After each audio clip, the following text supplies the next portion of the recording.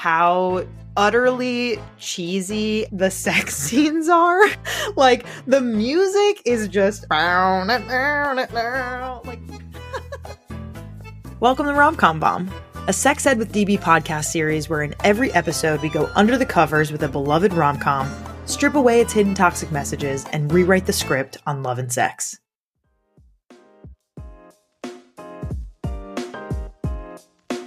When you're traveling, you don't have access to your amazing sex goodie stash. So you start to pack your lube for sexy time in your toiletry bag. And when you open your bag back up, the lube you packed, of course, spills all over your toothbrush, makeup, and floss picks. Enter a brand new product from Uberlube that will get your lube to your destination without spillage. They're new good-to-go travelers. Perfect for your purse, pocket, gym bag, or carry-on luggage. The Good To Go Traveler features the same Uberlube product in a discreet aluminum traveler that comes in 6 colors. Use code SEXEDWITHDB for 10% off at uberlube.com.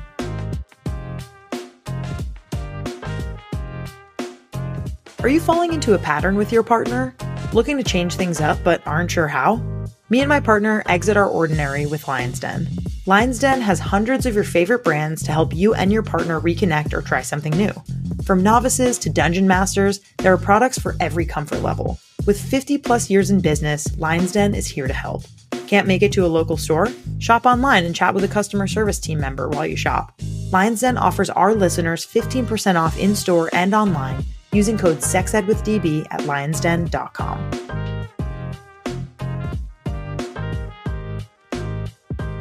What if I told you that I did a masturbation experiment with the magic wand and the results were incredible?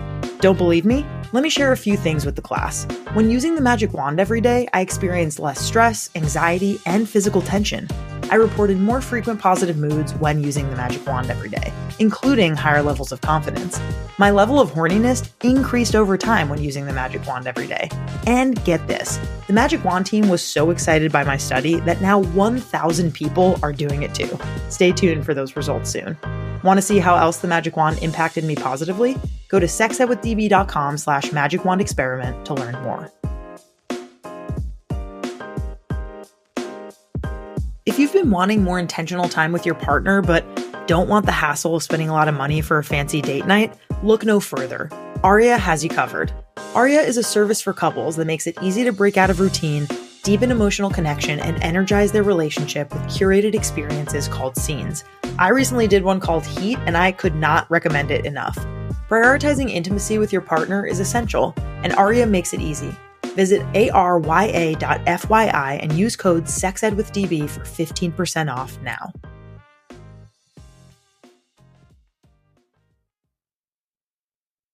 Hello. Welcome back to another episode of Rom-Com Bomb. I'm your host, DB, sex educator, pleasure expert, and rom-com critic, and I am beyond thrilled to welcome Dr. Candice Nicole Hargons, one of my friends and colleagues in the space, and I can't wait to tell you all about her. If you haven't listened to a past episode with Dr. Candice, pause this right now and go listen to it because it's amazing.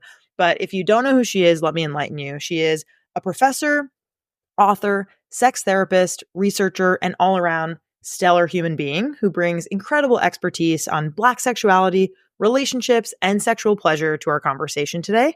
Her book, Good Sex, Stories, Science, and Strategies for Sexual Liberation, comes out on February 4th.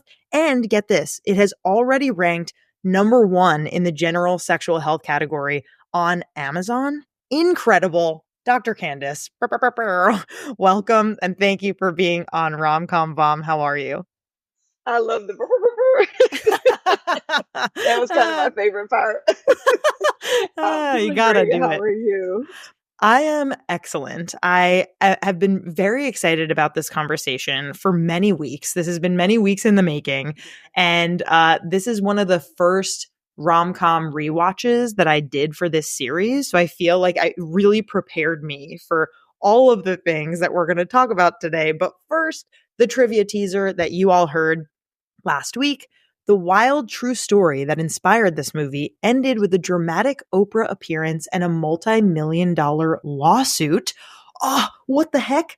Today, mouth agape. Today, we're reviewing how Stella got her groove back. And if you want to hear the deets of that trivia teaser, you better stay till the end of the episode because we have more information for you. But Dr. Candice, how are you I feeling about also want to this? hear the deeds. Yeah, I'm like, She's like, wait, I'll stay till then.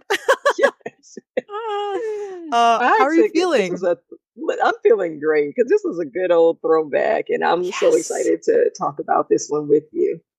Yes, there is so much, I assume, that you have to say about this film, given your research and your profession. And I'm just so excited to really delve deep. But first, a quick refresh if you haven't watched it lately. Angela Bassett, one of the most gorgeous, amazing human beings on the planet, let me say, stars as Stella, a high powered 40-year-old stockbroker and single mom who takes a much needed vacation to Jamaica. There, she meets Winston, Taye Diggs, a charming 20-year-old local who makes her question everything she thought about love, age, and living life on her own terms. Holy cow, there's a lot in here. I'm wondering, we're going to start with a segment called As a Kid. So, like, this movie came out in 98, right? Like, when you first watched it, I would love to hear any like personal histories with the movie, like any nostalgic attachment, like what comes up for you when I say how Stella got her groove back when it comes out, I assume on VHS eventually No, in 19. it definitely came out on VHS, but we saw it in the movie theater. You saw it in So I was on a theaters. double date. I was Shut 15 years old. up. I was on a Oh my double God. date with my high school boyfriend and my Oh my God. sister and his friend. And I was swooning over Taye Diggs, and they were so irritated. It's like, Oh my oh, God. he is so fine. And they could Yes. just tell that I was enamored, and they were just like, Not happy with it. no, no, no. They picked on him, that fake accent. Like, Oh they my hated God. the whole thing. We certainly will get into the accent. Don't you worry. But he is undeniably hot. Like there is no questioning it. I mean, we talked about this before we started recording, but Taye Diggs, an amazing actor and musical performer. He was in Rent and was in the original Broadway production of Rent. And I just absolutely loved him. When I was in middle school, I watched Rent so many times that I just like, yeah, definitely had a crush on him. Thought that he was Yes. just a beautiful, very talented man. So I understand your 15-year-old self Hmm. watching this movie. Yeah. And it was, I liked the movie at the time, and they didn't just because of that experience, but I don't think I saw it anymore until when I watched it last night. So Oh 15-year my old gosh. me and 43-year-old me having a totally different experience. Oh, 42-year-old me having a totally different experience. That is absolutely wild. I can't wait to hear. This is exactly why we do the show. To think we watched these movies when we were young, when we were teens. They got kind of embedded in some ways into our psyche about Yes. relationships and sexual pleasure and what's appropriate age wise. And there's so many themes that we're going to cover in this movie. And Hmm. had not seen this film as a young person. So me watching it for the first time in the past couple of weeks was my first journey through this very cheesy rom-com with Whoopi Goldberg also. Amazing Yes. I mean, cast, amazing. stacked, star-studded cast. And I just was it felt so 90s to me that it felt Hmm. very nostalgic and just so, she's like this hashtag girl boss who's like, get it done. And like, she's, living in San Francisco. And it just felt very like, familiar, these tropes Yeah. that happen. But I do think, like this is one of the few movies that, has an older woman and a younger man and kind of what that Hmm. experience and relationship looks like and potentially even like normalize this It kind of was so thing. rare to see that back then. Right. Yes. Like pop culture was not ready for this. Mm-mm. I'm wondering if you have a scene that like defines this movie for you. What do you think that scene would be? Honestly, when I watched it yesterday, the defining scene shifted for me Oh. because I'm thinking about friendship and sisterhood. Oh.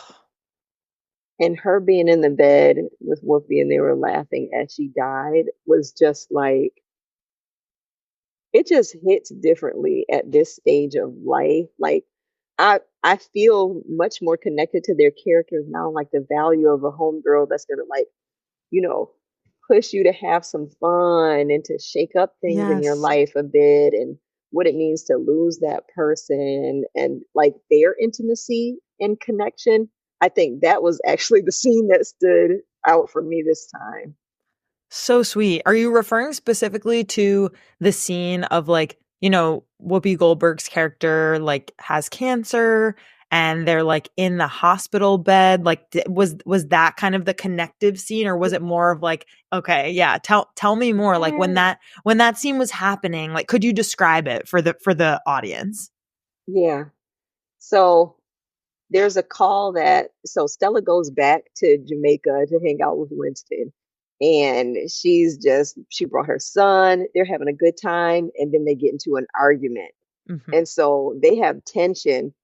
He goes to play with the kids and she gets a call or responds to a message that was left for her.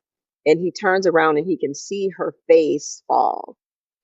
And so he walks over to her and you can tell that she's trying to calculate what's happening with her friend because what was the scene for you? I wanted to know what the scene was for you. Okay, really good question. I honestly want to say how uh utterly cheesy and sensual the sex scenes are. Like the music is just Yeah. absolutely 90s trash, kind of like classic brown, Mhm. like very sensual. I had to laugh out loud at like how funny it was. And yet at the same time, there's like, towards the end, when they're having sex, there's this scene where her pleasure is shown and she is basically shown having what we perceive is an orgasm.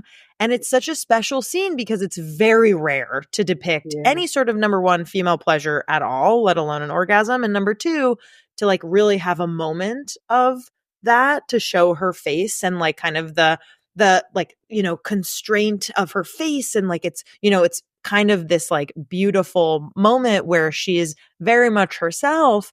And there's kind of this background of like, oh, this has like a little bit of a sad undertone. Like I am, as Yeah. the audience member, am being clued in on like maybe this is the last time that they're going to be intimate with He each cries other. that one tear. Yes, just the one 90s tier. But I think that for a lot of reasons, again, like how kind of funny and cheesy it is, but also like the importance of showing her Mhm. pleasure on screen as the older woman, as somebody who, like I'm sure this broke a lot of ground for the way in Yeah. which Black That's a sexuality in great particular. point. Because you know what? Also, I noticed it wasn't a simultaneous organ, which Right. is, like the 90s just brought Classic. it all the way home, They right? loved It was that. like Yes. he was kind of holding her as she experienced that pleasure and as she experienced the sadness. And I thought that was Right. beautiful too. Yes, it just really it was memorable, I think, for all the reasons that we're talking about. And I mean, speaking of, yeah, what I want to know from you is like, what do you like about this movie? Like, what works for you? What feels like, as someone who focuses on Black sexuality in particular, like this is a Black rom-com, like all Yeah. Black cast, like it is definitely more unique and more commercial, I would say, compared to other Black rom-coms of the time. And so I'm curious to get your take on like what was great about this film. The way intimacy is captured with the levity that I see a lot in Black culture, it's like you're intimate by how much you can pick on a person. Like your sisters are gonna get under your skin and be like, get your ass out here and come to Oh this my God, party, Regina girl. King. We didn't even talk about Regina No, King. all star. All star cast. Like, get out here, come to this party, girl. And them talking smack about each other, as sisters and having that just back and forth as like they care so much about each other that they can't stand each other. It's just Yes, like, exactly. Yeah, love the idea of friendship, like how she and Whoopi Goldberg were like just, together till the end, really. And yeah. like they really had a deep connection and love for each other. I loved the kind of like sexy hotel dancing scenes where all of a sudden I was like, what? Ooh. Oh my gosh, this is like really intimate here. And we're seeing breasts, we're seeing nipples, like men are getting naked. I was just like, oh wow, this is really horny. Something's happening here. And I loved, I don't know, I like the infatuation I think that Taye Diggs had with Stella, but in like a substantial way. Yeah. Like it wasn't like a at all based in like a, oh, like I'm fetishizing you because you're Right. older. Like it felt very genuine. And it didn't seem exploitative, which I thought they did a great job of depicting. I asked you to rate the film 1 to 5 voms, before the rewatch. What would you have rated it? You hadn't seen it at this point for like almost 30 years. Mhm. What did you rate it in your mind? Did it kind of have this like, oh, this is like mostly going to be so good? Or were you like kind of cautious and you were worried about it? What was your rating 1 to 5? I had a 2. I rated A it a 2. 2. So Just you were because like, I okay, not too remember. bad.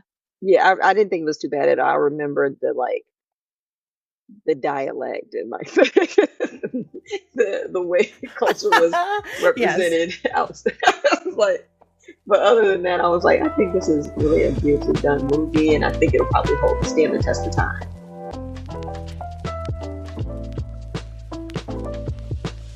So you've been with your boo for a while and the spark feels like it's kind of gone. But what if I told you I could take away the mental load of figuring out how to, quote, spice things up by doing the work for you and sending you everything you need? That's where Aria comes in. They set you up with a dedicated concierge, aka a real person and not a robot, who is available anytime you need them, and sends tips and tricks weekly as well as a monthly box of goods based on your needs sent directly and discreetly to your door to help you get started. Visit arya.fyi and use code SEXEDWITHDB for 15% off now. Let's get that spark back.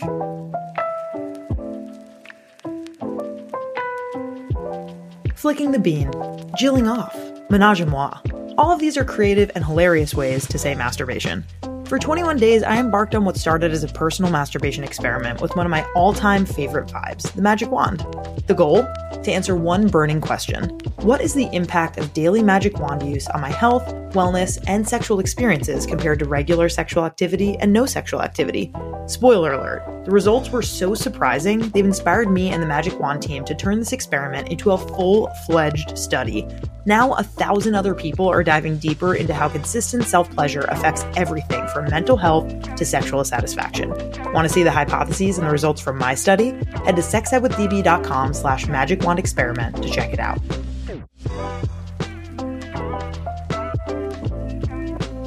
In a world that constantly encourages you to change, it's bold to just be yourself. Sexual expression and satisfaction are different for everybody, so rather than conforming to others, focus on falling in love with who you are. Lion's Den sources the very best products to help you find what you like, and to help you feel confident expressing your sexual desires. You can get 15% off in-store and online using code SEXEDWITHDB at lionsden.com to begin exploring everything about yourself. Follow them on social at Lions Den Adult on Instagram and TikTok.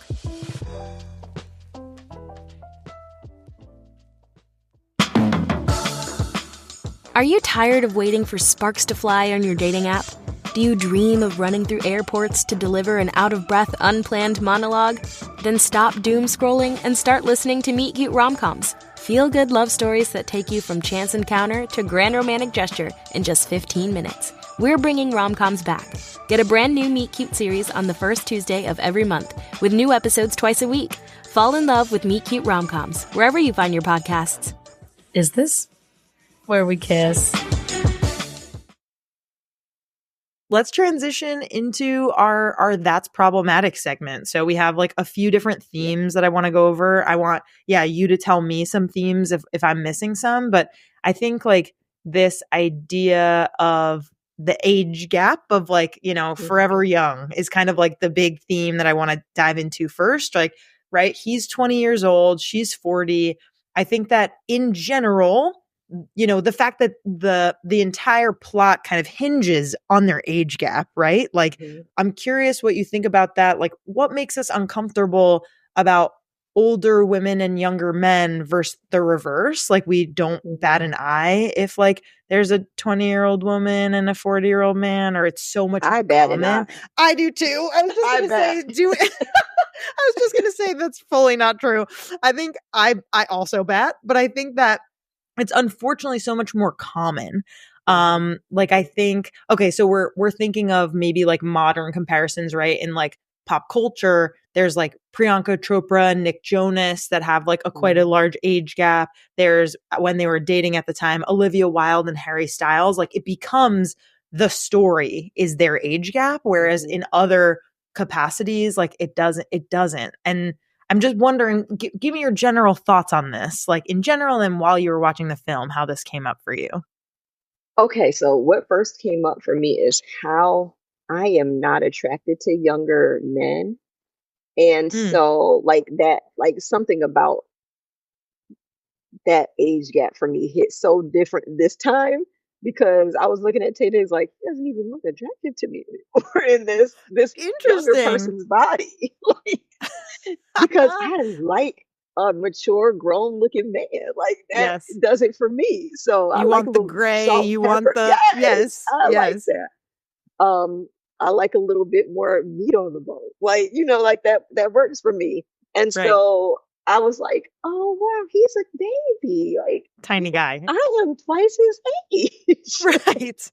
And so seeing that dynamic, it wasn't like their dynamic together didn't gross me out. I just recognized immediately that I didn't see him as attractive anymore. He was older than me at the time when I watched it the first time. Right. But I think the way the families represented that age gap versus how the couple represented that age gap gave it some complexity.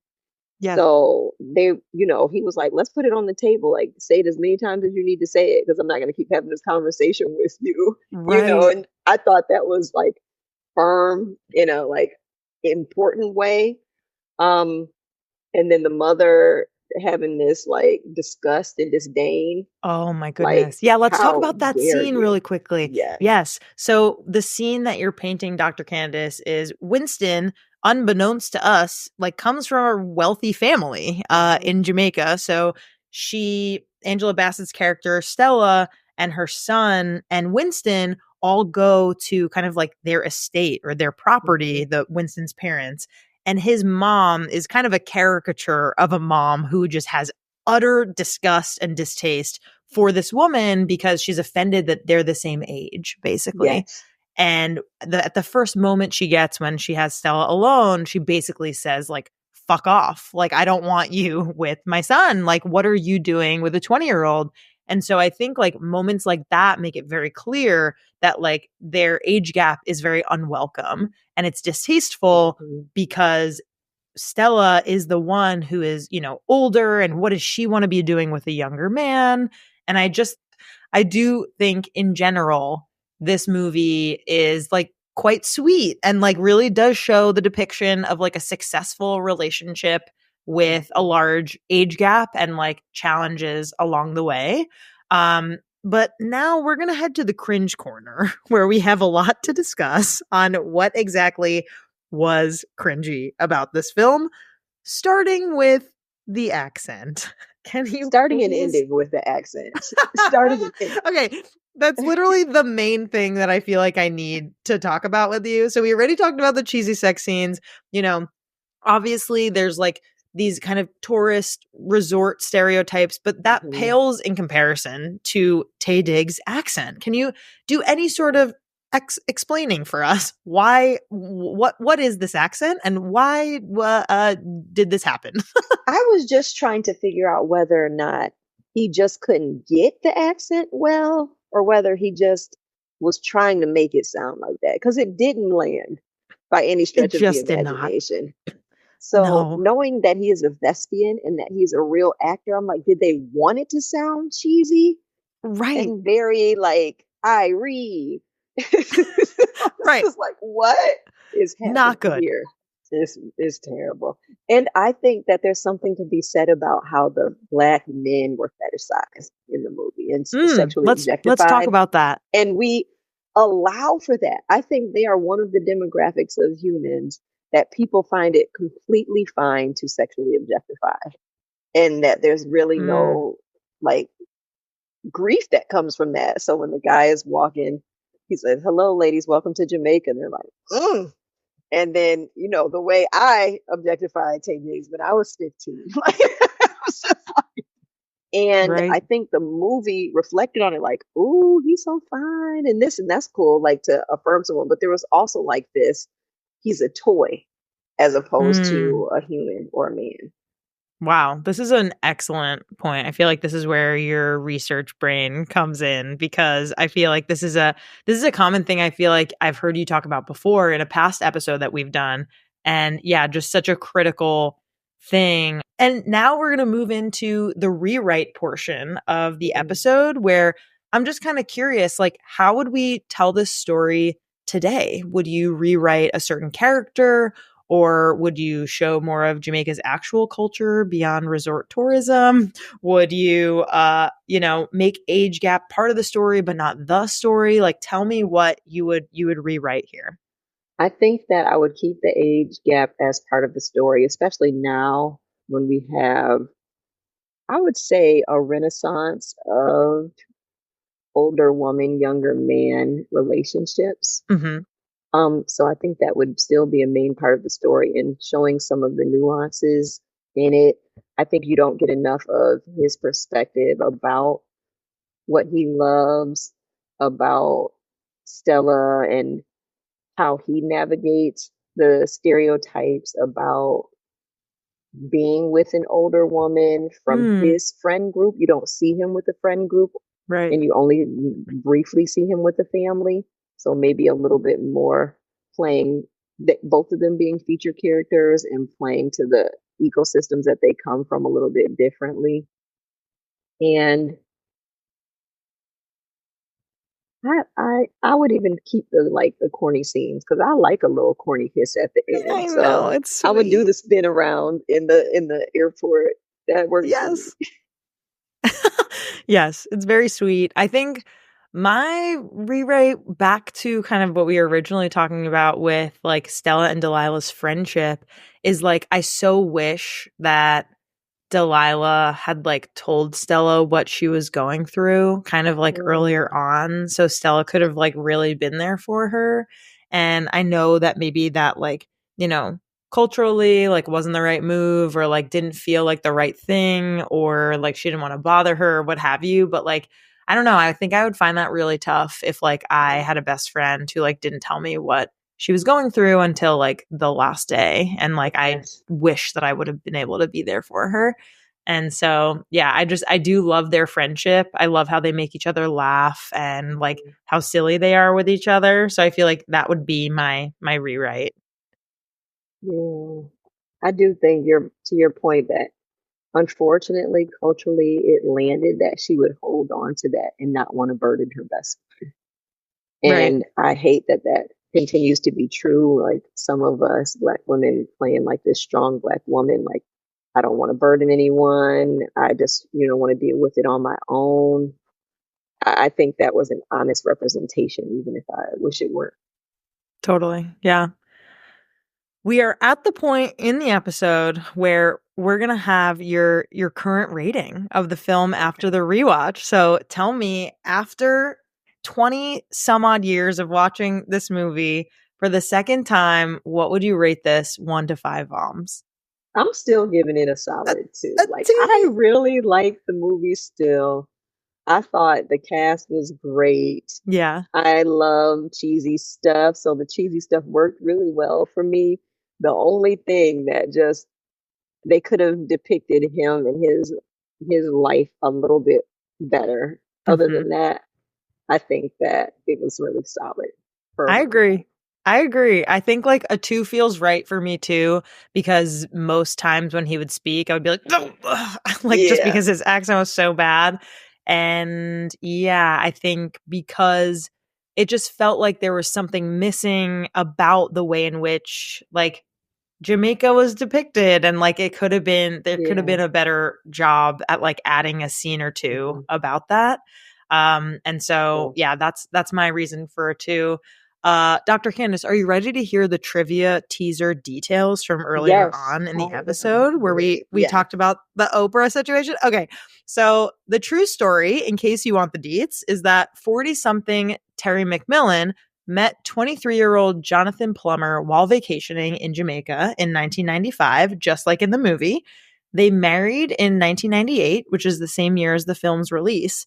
But in 2004, Plummer came out as gay, leading to a bitter divorce and McMillan suing him for $40 million, claiming, we have mouth agape, that he married her for U.S. citizenship.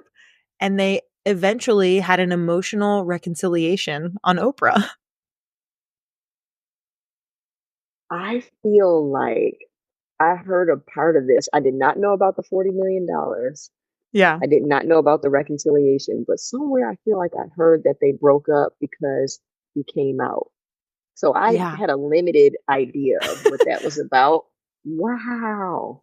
Pretty crazy. I mean, I'm very curious to see this clip. I wonder if it's on YouTube. No, I'll have to go find it. Kind of wild. But next week's trivia teaser, coming up next week, this 2007 indie darling was written in just 6 weeks at Minnesota coffee shops, launched the career of an Oscar-nominated screenwriter, and forever changed how we think about orange Tic Tacs. And dear listeners, if you have a rom-com that you remember from growing up and you want us to cover it on Rom-Com Bomb, submit it to us by leaving a review on Apple Podcasts and leaving a comment on Spotify. Dr. Candice, thank you for being here today. This was the best. Thank you. I had a great time as usual.